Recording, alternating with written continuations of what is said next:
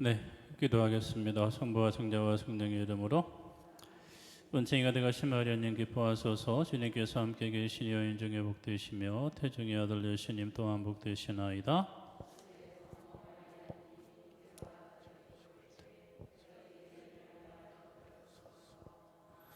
성부와 성자와 성령의 이름으로 이제 제가 일정을 쭉 봤는데 아무래도 저희가 예정된 것만큼은 나가지는 못할 것 같아요. 이거는 11월까지만 하다가 멈출 겁니다. 그리고 중간중간에 저희들이 피정이 좀 껴있고 그래서 그럴 경우에는 또 하지 못하고 빠지는 날도 있고 해서 잘 가면 루카복음 전체하고 그리고 서간까지는 갈 것 같아요. 그래서 일단은 갈 수 있는 만큼만 가는 걸로 해서 좀 진행을 할게요. 나중에 요한복시록 같은 경우에는 좀 시간이 되어지면 시간을 따로 내서 말씀을 좀 설명을 드리는 것으로 좀 하겠습니다.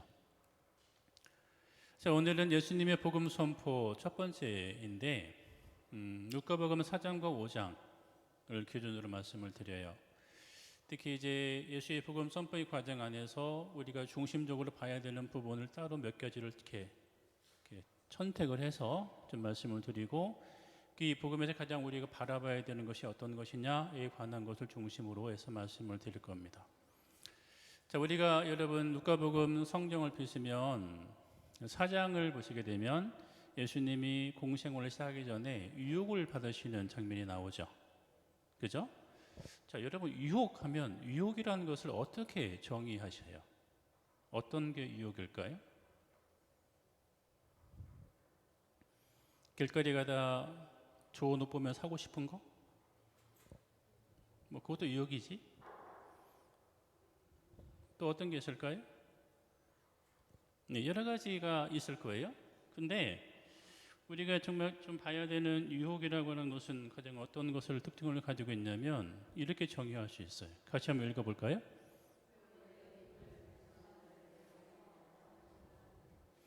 예, 유혹이라고 하는 것의 가장 중요한 본질은 무엇이냐면 자신에게 부여된 힘이 있어요.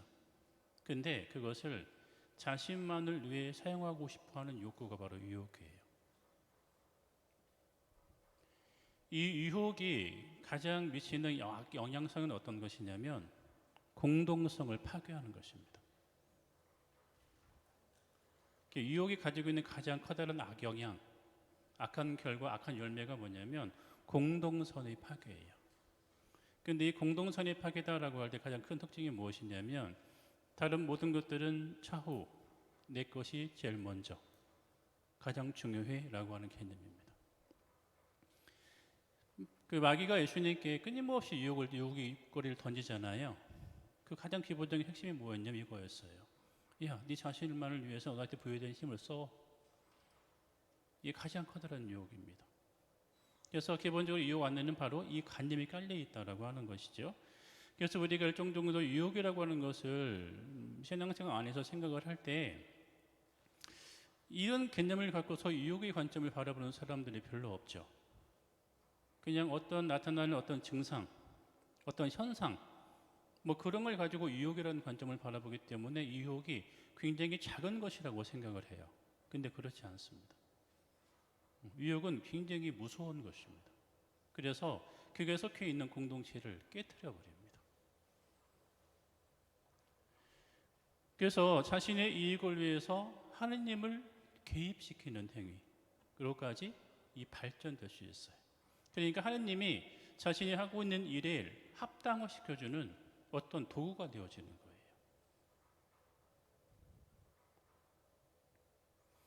맨 마지막에 사탄이 얘기하잖아요. 하느님이 천사를 시켜서 네 발을 보호해 줄 거라고 뛰어내려봐 라고 이야기하죠. 예, 바로 그 모습입니다. 거기까지 끊임없이 이 유혹은 확대되어집니다. 그래서 이거 하면 하느님도 용서하실 거야. 이거 하느님도 이해하실 거야. 라고 하는 어떤 것까지 끊임없이 하느님을 자신이 하고 있는 욕구를 채우는 데 있어서 도구화시킨다 라고 하는 것이죠. 때문에 이 유혹은 공동선을 깨트리는 모습으로 우리한테 나타납니다. 그러면 이 공동체를 깨트리면 이 유혹에서 공동선이 깨지면 회복하기가 쉬울까요? 어려울까요? 쉽지 않아요. 쉽지 않습니다. 그래서 여러분 어떤 일을 선택할 때 꼭 우리 안에서 한번 체크해 보셔야 됩니다. 점검을 해 보셔야 돼요. 내가 이 일을 하고 싶은데 왜 내가 이 일을 하고 싶지? 어떤 것 때문에 이 일을 하고 싶어 할까? 이것이 우리 공동체에서는 유익한 것일까? 아니면 내 자신을 위한 것일까? 이거는 끊임없이 많은 경우에 다른 영역에서도 나타나요. 아이를 사랑한다. 끊임없이 케어를 많이 해주는 아닌 것도 안에서도 이 유혹은 끊임없이 발생을 해요. 때문에 다른 사람과의 관계를 맺을 때, 다른 사람과의 어떤 나눔을 할 때도 항상 생각을 하셔야 됩니다. 내가 이것을 왜 하고 있는가? 내가 이 일을 함을 통해서 무엇을 내가 경험하고 얻고자 하는가? 이것이 내가 행하는 그 사람과 관계 안에서 그 사람을 성장시키고 성숙시키는 것인가? 만약에 그렇지 않다라고 한다면 그것은 여러분 유혹입니다. 나에게 보이던 힘을 내 자신만을 위해서 사용하고자 하는 그 힘이에요. 때문에 여러분 거기에서 벗어나셔야 돼요. 그 다음에 우리가 예수님의 복음 선포를 통해 끊임없이 바라보는 한 가지 사실은 예수님은 복음 선포를 하시는데 행동을 동반하셨다라고 하는 거예요. 특히 우리가 성경을 보시게 되면 많은 군중들이 예수님의 행위를 보고 놀랐다라고 표현하는 모습이 나오죠. 그죠? 그 말씀에 권위가 있었다라는 말씀이 나오는데 이 권위의 출발점은 말씀과 행동의 일치에서부터 나오는 것이거든요. 때문에 예수님께서는 그가 가엾다 하시면 가벼운 마음으로 그에게 다가가십니다. 가엾네 하고서 등 돌리고 돌아서 가지 않으셨다. 아, 저 사람 불쌍해 라고 하면 불쌍하게 나타난 이유가 뭘까를 찾으시고 그걸 회복하기 위해서 뭘 하실까를 찾으셨지, 아, 불쌍해 하고 나서 나중에 고개 돌리고 잃어버리지 않으셨다. 잊지 않으셨다라고 하는 거예요. 바로 이것이 행동을 동반하시는 말씀이라고 하는 것입니다. 되게 많아요. 우리 사회 안에서 행동을 동반하지 않는 말이 굉장히 많죠. 그래서 그 안에 힘이 없는 거예요. 말은 누구나 할 수 있잖아요. 그렇지 않으세요? 말은 누구나 할 수 있어요. 근데 그 말하는 것을 사느냐, 말하는 대로 이루기 위해서 내가 움직이느냐 하는 것은 전혀 다른 문제입니다. 다시 읽어볼까요? 시작.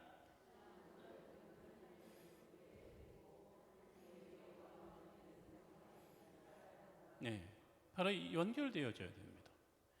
예수님께서 당신의 말씀을 선포하신 그 말씀을 그대로 살려고 노력하셨던 이유가 뭐냐면 그 말씀과 행위 안에서 누가 드러나기 때문에 그래요? 당신을 보내신 아버지가 드러나기 때문에 그런 거죠. 때문에 예수님께서는 말씀을 선포하시면서 뭐라고 하셨냐면 나는 내 뜻이 아니라 아버지의 뜻을 이루기 위해서 왔다라고 말씀하셨잖아요. 그래서 당신의 말씀과 행위를 통해서 아버지의 뜻을 이루려고 노력하셨다. 그래서 행동하지 않으면 안 됐어요. 그리스도인들이 말씀을 산다라고 하는 것은 누구를 드러내는 거예요? 바로 예수를 드러내는 거잖아요. 근데 예수를 드러내기 위해서는 행위를 해야 되는 겁니다. 내가 말하는 것은. 그래야 그리스도인으로서의 권위라고 하는 것이 우리 안에서 만들어진다. 다른 사람에 의해서 주어진다. 라고 하는 것이죠. 권위라고 하는 것은 내가 갖고 싶다 해서 가지는 것이 아니에요. 권위는 다른 사람이 인정을 해줄 때만 나한테 부여되는 힘이거든요. 같이 읽어보시죠. 야고보서인데 시작.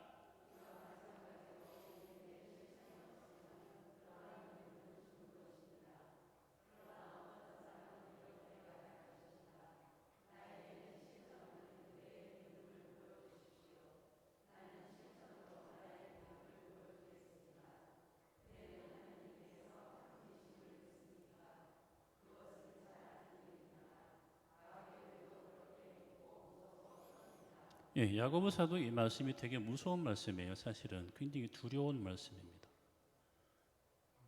그대는 하나님께서 한 분이심을 믿습니까? 그것은 잘하는 일입니다. 그런데 마귀들도 그렇게 믿고 무서워 떱니다. 똑같아요. 근데 다른 것은 무엇이냐? 삶입니다. 삶. 누구나 다 이야기할 수 있어요. 근데 다른 것은 무엇이냐? 사는 거예요. 그래서 항상 행동이 없는 말씀은 우리한테 아무런 힘도 주지 못한다. 영향을 미칠 수 없다. 그걸 바꿔낼 수 있는 것이 아무것도 없다 하는 것 여러분 기억하시고, 바로 예수님께서는 이 말씀과 더불어 행동을 동반하셨다 하는 것을 여러분 꼭 기억하시면 좋겠습니다. 그리고 여러분, 행동을 동반하시는 이 하나님 말씀 안에서 사람을 환대하는 예수의 모습을 여러분 잘 바라보셔야 돼요. 이건 제가 언제 한번 강론 때도 얘기했던 것 같아요. 그 가장 대표적인 모습이 바로 이 모습입니다. 예수님께서 있는데 많은 사람들이 예수님을 찾아와요. 찾아왔을 때 예수님께서 그 사람들을 어떻게 되어 있는가라고 하는 것을 루카 사도는 이렇게 이야기하고 있습니다. 예수님께서는 한 사람 한 사람에게 손을 얹으시어 그들을 모두 고쳐주셨다. 이게 여러분 환대의 원리예요. 환대의 원리라고 하는 것은 무엇이냐면 개인 대 집단의 만남이 아닙니다. 환대는 항상 개인 대 개인의 만남입니다. 여러분 집안에 가정 구성원들이 있잖아요. 그죠? 배우자도 있고 아이들도 있을 거예요. 만나죠? 어떻게 만나세요? 나와 가족으로 만나세요? 나와 가족으로 만나면 그 안에 관계 형성이 매우 형식적이거나 뭔가 불합리한 형태의 관계의 모습으로 돌아갈 겁니다. 내가 가정 안에서 사람을 만난다 할 때는 나와 배우자가 개인으로 만나야 되고요. 아이와 내가 만나야 되는 것이거든요. 이 개별적 만남을 전제하지 않으면 환대가 이루어질 수가 없는 거예요. 그래서 이 환대의 원리라고 하는 것은 항상 이것입니다. 예수께서는 한 사람 한 사람을 환대함으로써 모든 사람을 환대하셨다. 이게 우리가 지금 해야 되는 사회복지의 모습이기도 해요. 이 정신을 어느 순간 교회가 잊어버렸어요. 놓쳤습니다. 그래서 교회의 사회복지가 많은 경우에는 그냥 시혜로 변했어요. 그냥 나눠주는 거. 나눠준다는 것은 어떤 것이냐면 내가 위에 있고 그 사람들 밑에 있다는 뜻이에요. 그래서 그들을 인격체로 만나지 않는 것입니다. 도움을 필요로 하는 존재로는 만나. 근데 인격체로 만나질 않아요. 그러다 보니 그 사람이 도움을 받고 나서도 이 도움을 주는 이유가 뭐예요? 평생 그렇게 살라고? 아니잖아요. 거기에서 벗어나라고 도움을 주는 거잖아요. 그죠? 근데 항상 그렇게 하니까 그 사람들이 일어날 이유가 없는 거예요. 일어날 힘도 그 사람들한테 형성이 되지 않는 것입니다. 근데 예수님께서는 어떻게 하셨는가? 다가오는 사람들을 치유하시고 그들을 회복시켜 주심을 통해서 그들이 다시 원래의 자리로 돌아가서 살게 하셨거든요. 바로 그것이 목적이에요. 돌아가 살게 하는 게 목적이에요. 평생 도움받고 살게 하는 게 목적이 아니라 돌아가서 그 스스로 힘으로 살게 하는 것이 목적이었거든요. 근데 그것은 이 환대를 통해서 가능했다라고 하는 것입니다. 그래서 교회 안에서 무슨 나눔 봉사 되게 많이 하잖아요. 나눔 행사 많이 하고, 그죠? 천안도 보니까 되게 많이 하는 것 같아요. 수녀님도 중심으로 해서 많은 복지관도 그렇고. 근데 그 안에 명확하게 우리가 살펴봐야 되는 것은 무엇이냐면, 가장 우리가 하고 있는 이 일이 환대가 있나? 환대의 정신이 살아있나? 하는 것을 끊임없이 여러분 살펴보셔야 된다고 하는 것입니다. 제가 사회복지하는 교수한테 물어봤어요. 교수님 혹시 사회복지 강의하실 때 환대의 개념을 가르치십니까? 라고 물어봤어요. 근데 이 교수들이 환대라고 하는 그 단어 자체를 모르더라고요. 이해를 못해요. 이게 무슨 뜻인지. 되게 아픈 현실입니다. 그래서 우리는 끊임없이 가난한 사람을 양산시키는, 그냥 고정화시키는 형태의 모습으로 그냥 나가고 있는 것이죠. 근데 환대의 목적은 뭐냐? 살리는 데 있습니다. 바로 예수께서는 그렇게 사람을 살리셨다. 항상 개별적으로 만나셨다. 한 사람 한 사람을 만나셨다. 꼭 기억하세요. 한 사람 한 사람을 만나셔야 돼요. 그리고 이 부르심이라고 하는 것도 굉장히 중요하죠. 이 부르심의 5장의 주제는 누구예요? 베드로입니다. 베드로가 뭐 하셨냐면 고기 잡고서 들어왔을 때 예수님께서 거기서 말씀을 전하시고, 야, 다시 나가서 깊은 데 그물 쳐서 잡어. 그랬던 장면 기억나시죠? 바로 그 모습이 여기서 나타나는 거예요. 이 예수님이 그 말씀하셨을 때 이 베드로는 사실은 예수의 치유 능력과 말씀에 대한 인지가 있었던 것 같아요. 그래서 예수님께서는 사람을 부르실 때 인간적인 방법으로 사람을 부르셔요. 모세는 신이 부르심을 받았죠. 그죠? 왜냐하면 하느님이라는 이제 불꽃이라는 모습으로 상징으로 만났어요. 근데 예수님께서는 인간이 육신으로 오셨잖아요. 그래서 인간을 부르실 때 인간적인 방법으로 부르십니다. 그래서 인간과의 관계를 형성하면서 그를 부르시는 거예요. 무슨 뭐 신적인 존재처럼 야 해 아니에요. 그거 하고 있는 그 일을 통해서 예수님께서는 그 사람을 당신의 제자로 부르시는 것입니다. 그러면 어떻게 되겠어요? 그거 하고 있는 그 일에 관심을 가져야 되겠죠. 그죠? 그가 무엇을 하고 있는가를 먼저 알아야 되겠죠? 그래야만 그거와 관계를 맺으면서 그를 부르실 수 있는 거잖아요. 그리고 그 모습을 닮아야 되는 것이 바로 교회이기도 해요. 다른 사람에 대한 알미 없으면 우리는 그 사람과의 관계를 더욱 친밀한 형태로 만들어낼 수 없어요. 그래서 알미라는 것이 매우 중요합니다. 하지만 때로는 예수님께서는 당신에게 사람을 부르시기 위해서 무의미한 요구에 대한 순종을 요구하십니다. 여기서 말하는 무의미한 요구는 어떤 것이냐면 깊은 데로 가서 그물을 쳐 고기를 잡아라 하는 말씀이었어요. 왜냐하면 물고기 전문가는 누구예요? 베드로거든요. 밤새 쳤거든요. 굳이 이 말을 들을 필요가 있어요? 없어요? 없어요. 베드로에게는 무의미합니다. 그런데 이 무의미한 순종을 때로는 그분은 요구하십니다. 왜냐하면 무의미하다라고 느꼈을 때 나타나는 그 결과, 바로 그것을 이른바 우리는 표징이라고 표현을 해요. 이 표징을 보았을 때 받을 수밖에 없는 그 충격이라고 하는 것이 그 사람을 사로잡게 만듭니다. 이태덕 신부님에 관한 영화를 좀 아침에 보고 나왔거든요. 울지마 톤즈에 관한 영화. 그분이 맨 마지막에 나레이션의 책의 내용이 이렇게 썼습니다. 내가 왜 수단에 갔는지 모른다. 근데 향기가 있었다. 향기. 그 아이들의 향기가 있었고, 그리고 가장 또 중요한 언급한 게 뭐냐면 바느질로 10남매를 키웠던 어머니의 향기가 있었다. 근데 그 향기가 나를 그곳으로 이끌었다 라고 이야기하거든요. 바로 사실 이런 것들이 가장 중요한 표징들이에요. 근데 우리는 그거를 표징으로 인식해야 하나요? 인식하지 않아요. 왜냐하면 우리는 표징 그러면 엄청난 사건으로만 해석을 하거든요. 그래서 우리는 표징이라고 하는 것은 기본적으로 알으셔야 돼요. 요구하는 것이 아니라 주어지는 것입니다. 삶을 살아가면서 나에게 그냥 주어지는 거예요. 어머니 향기처럼 그냥 나한테 주어지는 것입니다. 그래서 우리가 하나님의 현현을 체험하게 되고, 그래서 죄의 가능성이 내 자신의 모습을 그 안에서 발견하는 것이죠.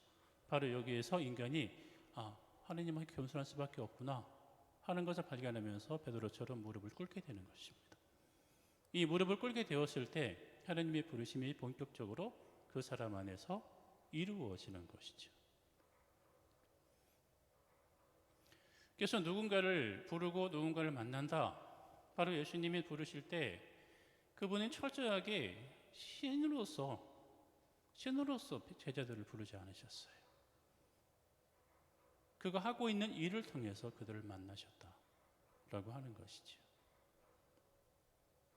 여러분들이 자녀를 만나실 때도 어떻게 만나셔야 돼요? 그가 지금 하고 있는 그 일을 통해서, 그가 지금 겪고 있는 곤란함을 통해서, 그가 지금 겪고 있는 즐거움을 통해서 그를 만나셔야 됩니다. 근데 우리는 그가 겪고 있는 곤란함, 즐거움을 아예 무시해버리고 내 감정과 기분을 통해 그들을 만나지요. 그러니까 그 만남이 이끌림으로 갈 수가 없는 거예요.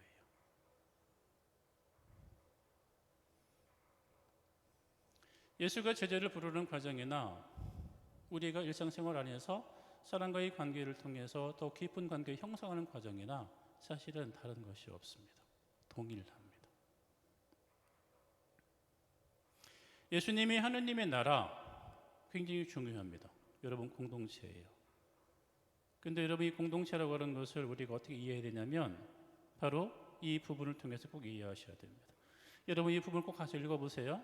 5장 20절인데 이게 어떤 내용이냐면 지붕을 뚫고 닭이 동반하는 그 친구를 내려주잖아요. 이렇게 중풍병이 앓고 있는 친구를.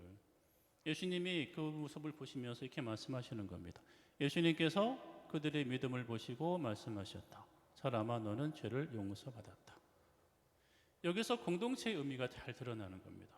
공동체란 어떤 것이냐? 바로 이것입니다. 같이 읽어볼까요?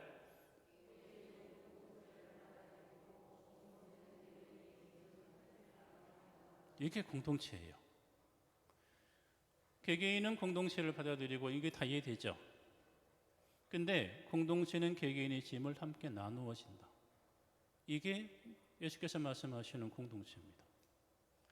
예수께서 말씀하신 하나님 나라는 공동체를 의미하는데 바로 이것을 의미하는 거예요.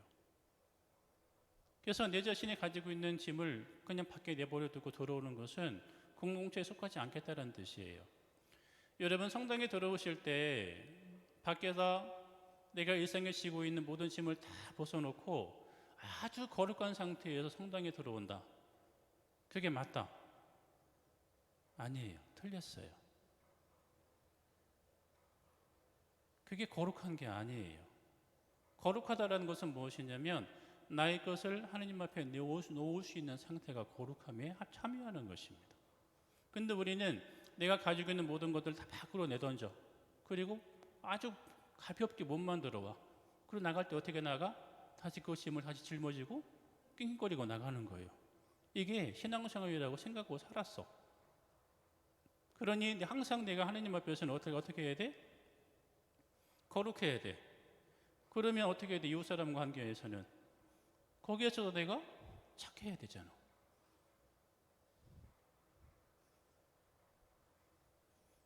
하나님한테 뭔가 얘기해야 되는데 얘기도 못해. 죄인이라고 하면서. 그래서 내 짐을 하나도 나눠주지 않는 거예요. 그 사람은 그 공동체 안에 들어오지 않고 있는 것입니다. 공동체란 무엇이냐? 개개인의 짐을 함께 나누는 것이 공동체예요. 그래서 우리가 기도할 때 보편 기도를 하잖아요. 그래서 이 보편 기도 안에는 항상 내 자신의 기도가 포함되어 있어야 보편 기도라고 얘기할 수 있는 거예요.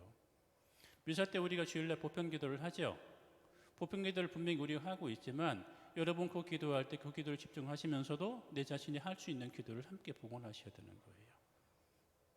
저희들이 성작과 성반을 들어 올리면서 이렇게 기도를 하잖아요. 기도문을 하고. 근데 기도문을 할 때 봉헌하신 분들도 기도하지만 상처받고 있는 사람들이 그 안에 함께 그 성반에 담아서 함께 봉헌하거든요. 바로 공동체라는 것이 바로 그러한 것이기 때문에 그러합니다. 그래서 예수께서는 이런 공동체를 세우기를 원하셨던 거예요. 이 공동체의 모습을 통해서 하나님 영광이 드러나는 것이거든요. 그래서 여러분 너무 거룩해지면 안 돼요. 사람들이 얘기하는 것처럼 너무 거룩하게 살면 안 돼. 너무 착하게 살면 안 돼. 성당에 들어올 때 적어도 하느님 나 이거 힘들어요 하고 들어오고 또 하나님 앞에 딱 내어 던질 수 있는 짐을 가지고는 들어와야 돼. 그냥 미사 때 아무런 생각 없이 쭉 따라가는 거 그거 미사 참여하는 거 아니에요. 그래서 여러분 미사 오실 때마다 여러분이 가지고 있는 짐을 가지고 들어오세요. 이제 아셨죠? 그 짐을 여러분 하나님 앞에 내어놓으시게 되면 이 공동체가 그 짐을 함께 지게 되는 거예요. 그 짐을 함께 질 수 있을 때 그 안에 치유가 발생할 수 있는 것이고 그게 바로 하나님 나라의 모습이에요.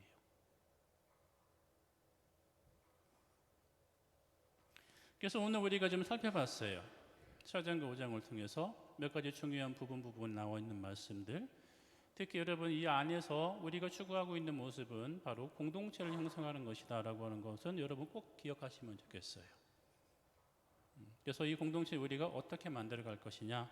그러면 내가 이 공동체 안에서 막 살아나야 되는데 내가 막 살아나기 위해서 내가 지금 무엇을 해야만 할 것이냐 라고 하는 것도 함께 고민하시면서 일주일을 지내보시면 좋겠어요. 그래서 내가 정말 공동체를 살고 있고자 하는지 아니면 그냥 나 혼자 그냥 거룩하게 살고자 하고 있는지 혹시 살펴보시면 좋겠어요. 그래서 우리가 함께 사는 공동체를 만들어내기 위해서 지금 우리에게 필요한 것이 무엇인지를 한번 찾아보고 또 기도할 수 있는 한 주간 되시면서 잘 보내시고 다음 주 화요일에 다시 목요일이죠? 네, 목요일에 다시 강의하겠습니다. 성부와 성자와 성령의 이름으로 영광이 성부와 성자와 성령께 성부와 성자와 성령의 이름으로